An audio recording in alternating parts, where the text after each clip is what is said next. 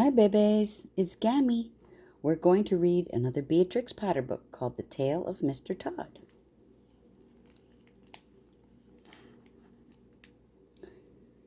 I have made many books about well-behaved people. Now, for a change, I'm going to make a story about two disagreeable people called Tommy Brock and Mr. Todd.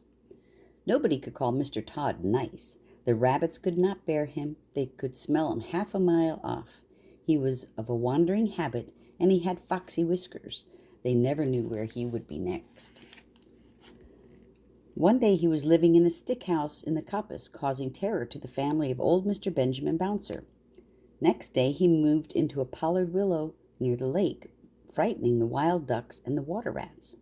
In winter and early spring he might generally be found in an earth amongst the rocks at the top of Bull Banks under Oatmeal Crag. He had half a dozen houses, but he was seldom home. The houses were not always empty when Mr. Todd moved out, because sometimes Tommy Brock moved in without asking leave.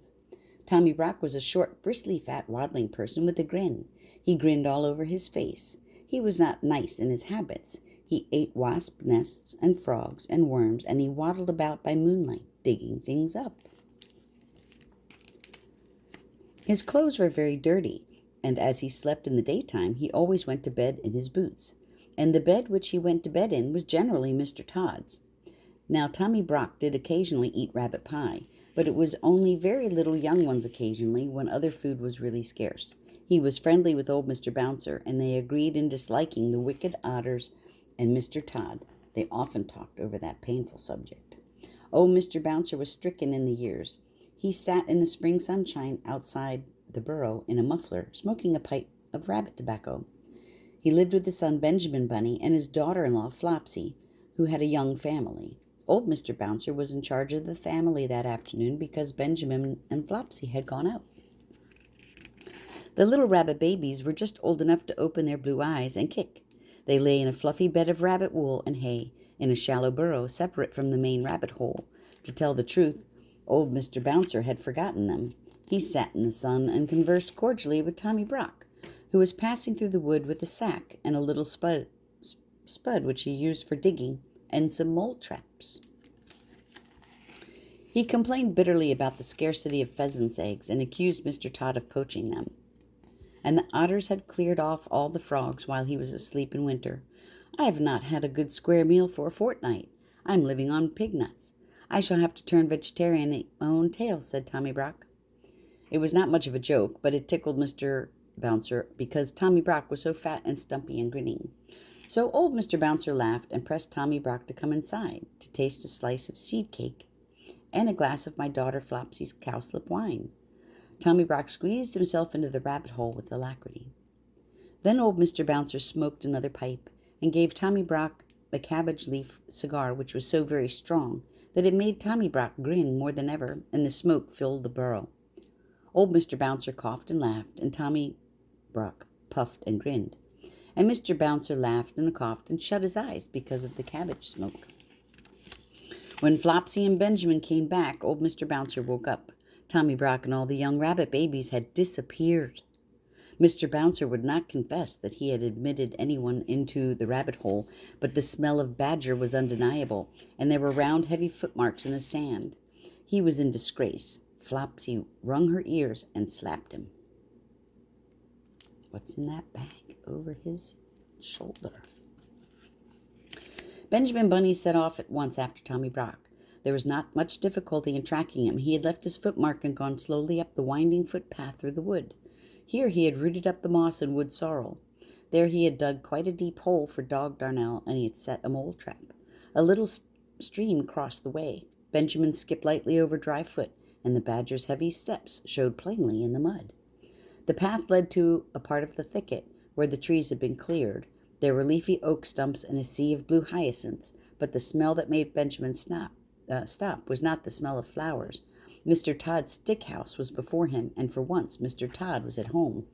There was not only a foxy flavor in proof of it, there was smoke coming out of the broken pail that served as a chimney.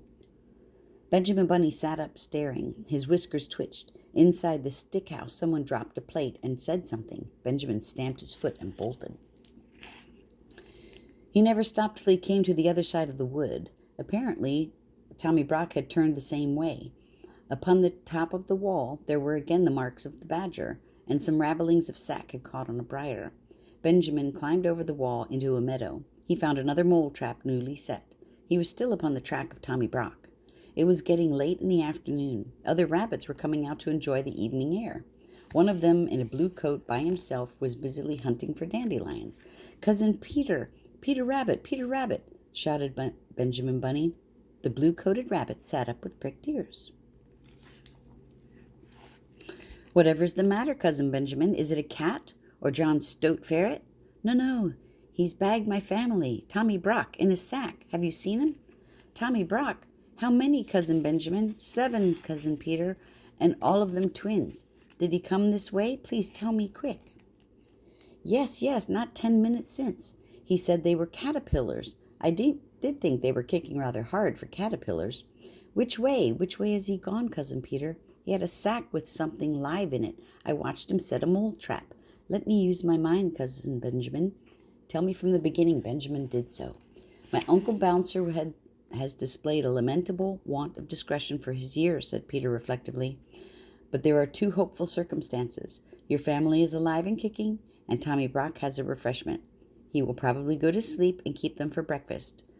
Which way, Cousin Benjamin? Compose yourself. I know very well which way. Because Mr. Todd was at home in the stick house, he has gone to Mr. Todd's other house at the top of Bull Banks. I partly know because he offered to leave any message at Sister Cottontail's. He said he would be passing. Cottontail had married a black rabbit and gone to live on the hill. Peter hid his dandelions and accompanied the afflicted parent, who was all of a twitter. They crossed several fields and began to climb the hill. The tracks of Tommy Brock were plainly to be seen. He seemed to have put down the sack every dozen yards to rest. He must be very puffed. We are close behind him by the scent. What a nasty person, said Peter. The sunshine was still warm and slanting on the hill pastures. Halfway up, Cottontail was sitting on her doorway with 4 or 5 half-grown little rabbits playing about her, one black and the others brown. Cottontail had seen Tommy Brock passing in the distance. Asked whether her husband was at home, she replied that Tommy Brock had rested twice while she watched him. He had nodded and pointed up to the sack and seemed doubled up with laughing. Come away, Peter. He will be cooking them. Come quicker, said Benjamin Bunny. They climbed up and up. He was at home. I saw his black ears peeping out of the hole. They lived too near the rocks to quarrel with their neighbors. Come on, Cousin Benjamin. When they came near the wood at the top of Bull Banks, they went cautiously. The trees grew amongst heaped-up rocks, and there, beneath a crag, Mr. Todd had made one of his homes. It was at the top of a steep bank, the rocks and brushes overhanging it. The rabbits crept up carefully, listening and peeping. This house was something between a cave, a prison, and a tumble-down pigsty. There was a strong door, which was shut and locked. The setting sun made the window panes glow like red flame. But the kitchen fire was not alight. It was neatly laid with dried sticks, and the rabbits could see when they peeped through the window. Benjamin sighed with relief. But there were preparations upon the kitchen table which made him shudder. There was an immense empty pie dish of blue willow pattern and a large carving knife and fork and a chopper. At the other end of the table was partly an unfolded tablecloth, a plate, a tumbler, a knife and fork, salt cellar, mustard, and a chair. In short, preparations for one person's supper. No person was to be seen and no young rabbits. The kitchen was empty and silent. The clock had run down. Peter and Benjamin flattened their noses against the window and stared into the dusk. Then they scrambled round the rocks to the other side of the house. It was damp and smelly and overgrown with thorns and briars. The rabbits shivered in their shoes. Oh, my poor rabbit babies, what a dreadful place. I shall never see them again, sighed Benjamin. They crept up to the bedroom window. It was closed and bolted like the kitchen, but there were signs that this window had been recently opened. The cobwebs were disturbed, and there were fresh, dirty footmarks upon the window-sill. The room inside was so dark that at first they could make out nothing, but they could hear a noise, a slow, deep, regular snoring grunt. And as their eyes became accustomed to the darkness, they perceived that someone asleep was on Mr. Todd's bed, curled up under the blanket. He has gone to bed in his boots, whispered Peter. Benjamin, who was of a twitter, pulled Peter off the window-sill. Tommy Brock's snores continued. grunty and regular from Mr. Todd's bed. Nothing could be seen of the young family. The sun had set. An owl began to hoot in the wood. There were many unpleasant things lying about that had much better have been buried. Rabbit bones and skulls and chicken legs and other horrors. It was a shocking place and very dark. They went back to the front of the house, and they tried in every way to move the bolt of the kitchen window. They tried to push up a rusty nail between the window sashes, but it was of no use, especially without a light. They sat side by side outside the window, whispering and listening. In half an hour the moon rose over the wood. It shone full and clear and cold upon the house amongst the rocks, and in at the kitchen window, but alas, no little rabbit babies were to be seen. The moonbeams twinkled on the carving knife in the pie dish and made a path of brightness across the dirty floor. The light showed a little door in the wall beside the kitchen fireplace, a little iron door belonging to a brick oven of that old-fashioned sort that used to be heated with twigs and wood. And presently, at the same moment, Peter and Benjamin noticed that whenever they shook the window, the little door opposite shook in answer. The young family were alive, shut up in the oven. Benjamin was so excited that it was a mercy he did not awake Tommy Brock, whose snores continued solemnly in Mr. Todd's bed. But there really was not very much comfort in the discovery. They could not open the window, and although the young family was alive, the little rabbits were quite incapable of letting themselves out. They were not old enough to crawl. After much whispering, Peter and Benjamin decided to dig a tunnel. They began to burrow a yard or two lower down the bank. They hoped that they might be able to work between the large stones under the house. The kitchen floor was so dirty, it was impossible to say whether it was made of earth or flags. They dug and dug for hours. They could not tunnel straight on account of stones, but by the end of the night they were under the kitchen floor. Benjamin was on his back, scratching upwards. Peter's claws were worn down, and he was outside the tunnel, shuffling sand away. He called out that it was morning, sunrise, and that the jays were making a noise down below in the woods. Benjamin Bunny came out of the dark tunnel, shaking the sand from his ears, and he cleaned his face with his paws. Every minute the sun shone warmer at the top of the hill. In the valley there was a sea of white mist, with golden tops of trees showing through. Again from the fields down below in the mist there came the angry cry of a jay, followed by the sharp yelping of bark of a fox. Then those two rabbits lost their heads completely. They did the most foolish thing that they could have done. They rushed into their short new tunnel and hid themselves at the top end of it, under Mr. Todd's kitchen floor. Mr. Todd was coming up Bull Banks, and he was in the very worst of tempers. First he had been upset by breaking the plate. It was his own fault, but it was a china plate, the last of the dinner service that had belonged to his grandmother, old Vixen Todd. Then the midges had been very bad, and he had failed to catch a hen pheasant on her nest, and had contained only 5 eggs, 2 of them addled. Mr. Todd had had an unsatisfactory night. Yep, there's Mr. Todd. As usual, when out of humor, he determined to move house. First he tried the pollard willow, but it was damp, and the otters had left a dead fish near it. Mr. Todd likes nobody's leavings but his own. He made his way up the hill. His temper was not improved by noticing unmistakable marks of badger. No one else grubs up the moss so wantonly as Tommy Brock. Mr. Todd slapped his stick upon the earth and fumed. He guessed where Tommy Brock had gone. He was further annoyed by the jaybird, which followed him persistently. It flew from tree to tree and scolded, warning every rabbit within hearing that either a cat or a fox was coming up the plantation. Once, when it flew screaming over his head, Mr. Todd snapped at it and barked. He approached his house very carefully with a large rusty key. He sniffed and his whiskers bristled. The house was locked up, but Mr. Todd had his doubts whether it was empty. He turned the rusty key in the lock. The rabbits below could hear it. Mr. Todd opened the door cautiously and went in. The sight that met Mr. Todd's eyes in Mr. Todd's kitchen made Mr. Todd furious.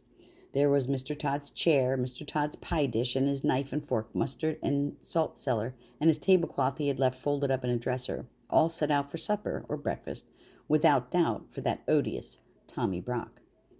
There was a smell of fresh earth and dirty badger, which fortunately overpowered all the smell of rabbit. But what absorbed Mr. Todd's attention was a noise, a deep, slow, regular snoring, grunting noise coming from his own bed.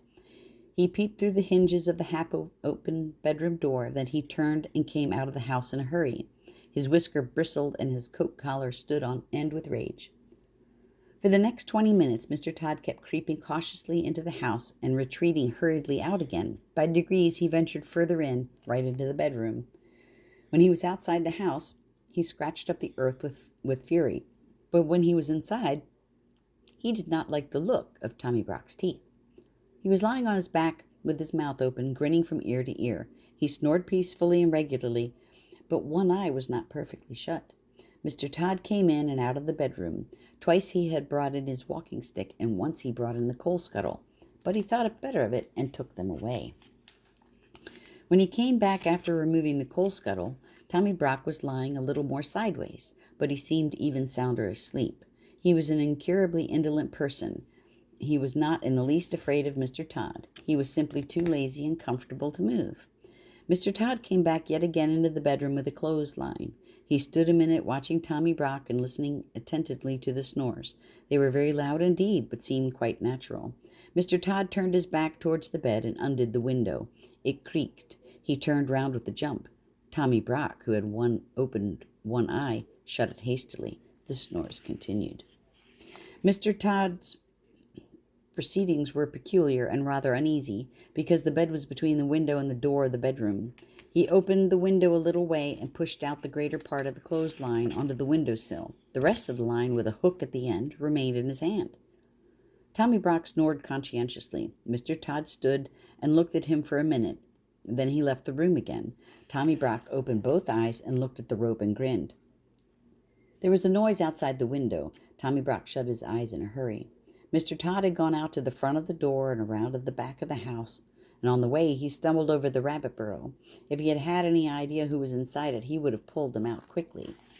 His foot went through the tunnel nearly upon the top of Peter Rabbit and Benjamin, but fortunately he thought that it was some more of Tommy Brock's work. He took up the coil of line from the sill, listened for a moment, and then tied the rope to a tree. Tommy Brock watched him with one eye through the window. He was puzzled. Mr. Todd fetched a large, heavy pail full of water from the spring and staggered with it through the kitchen into his bedroom. Tommy Brock snored industriously with rather a snort. Mr. Todd put down the pail beside the bed, took up the end of the rope with a hook, hesitated, and looked at Tommy Brock. The snores were almost apoplectic, but the grin was not quite so big. Mr. Todd gingerly mounted a chair by the head of the bedstead. His legs were dangerously near to Tommy Brock's teeth. He reached up and put the end of the rope with the hook over the head of the tester bed, where the curtains ought to hang. Mr. Todd's curtains were folded up and put away, owing to the house being unoccupied. But it was the counterpane. Tommy Brock was covered with a blanket only. Mr. Todd, standing on the unsteady chair, looked down upon him attentively. He really was a first-prize sound sleeper. It seemed as though nothing would waken him, and not even the flapping rope across the bed. Mr. Todd descended safely from the chair and endeavored to get up again with the pail of water. He intended to hang it from the hook, dangling over the head of Tommy Brock, in order to make a sort of shower bath, working by a string through the window. But naturally, being a thin-legged person, though vindictive and sandy-whiskered, he was quite unable to lift the heavy weight of the level of the hook and rope. He very nearly unbalanced himself. The snores became more and more apoplectic. One of Tommy Brock's hind legs twitched under the blanket, but still he slept on peacefully. Mr. Todd and the pail descended from the chair without accident. After considerable thought, he emptied the water into a wash basin and jug. The empty pail was not too heavy for him. He slung it up, wobbling over the head of Tommy Brock. Surely there was never such a sleeper. Mr. Todd got up and down and up on the chair. As he could not lift the whole pailful of water at once, he fetched a milk jug and ladled quarts of water into the pail by degrees. The pail got fuller and swung like a pendulum. Occasionally a drop splashed over, but still Tommy Brock snored regularly and never moved, except in one eye. At last Mr. Todd's preparations were complete. The pail was full of water, the rope was tightly strained over the top of the bed and across the window-sill to the tree outside. "It will make a great mess in my bedroom, but I could never sleep in that bed again without a spring cleaning of some sort," said Mr. Todd. See, the string goes up to the hook to the pail of water. Mr. Todd is setting up the trap. Mr. Todd took a last look at the badger and softly left the room. He went out of the house, shutting the front door. The rabbits heard his footsteps over the tunnel. He ran around behind the house intending to undo the rope in order to let fall the pail full of water upon Tommy Brock. "I will wake him up with an unpleasant surprise," said Mr. Todd. The moment had gone. Tommy Brock got up in a hurry. He rolled Mr. Todd's dressing gown into a bundle, put it into the bed beneath the pail of water instead of himself, and left the room also, grinning immensely. He went into the kitchen, lighted the fire, and boiled the kettle. For the moment he did not trouble himself to cook the baby rabbits. When Mr. Todd got to the tree, he found the weight and strain had dragged the knot so tight it was past untying. He was obliged to gnaw it with his teeth. He chewed and gnawed for more than 20 minutes. At last the rope gave way with such a sudden jerk that it nearly pulled his teeth out and quite knocked him over backwards.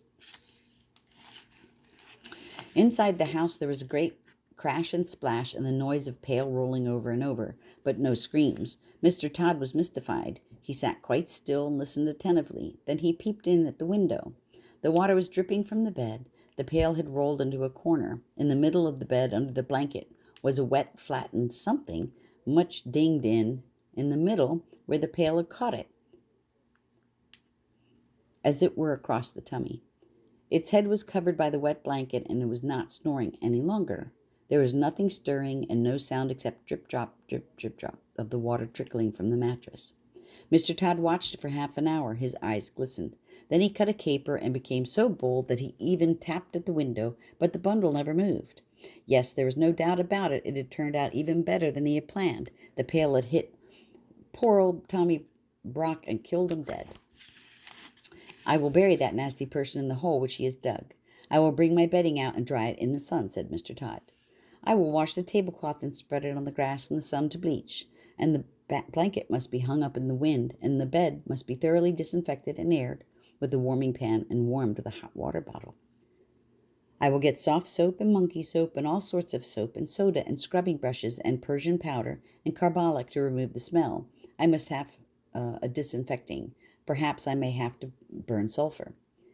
He hurried around the house to get a shovel from the kitchen. "First I will arrange the hole. Then I will drag out that person in the blanket." He opened the door.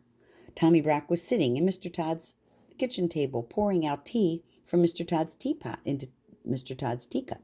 He was quite dry himself and grinning, and he threw a cup of scalding tea all over Mr. Todd. Then Mr. Todd rushed upon Tommy Brock, and Tommy Brock grappled with Mr. Todd amongst the broken crockery. There was a terrific battle all over the kitchen. To the rabbits underneath, it sounded as if the floor would give way at each crash of falling furniture. They crept out of their tunnel and hung about amongst the rocks and bushes, listening anxiously. Inside the house, the racket was fearful. The rabbit babies in the oven woke up trembling. Perhaps it was fortunate they were shut up inside. Everything was upset except the kitchen table, and everything was broken except the mantelpiece and the kitchen fender. The crockery was smashed to atoms.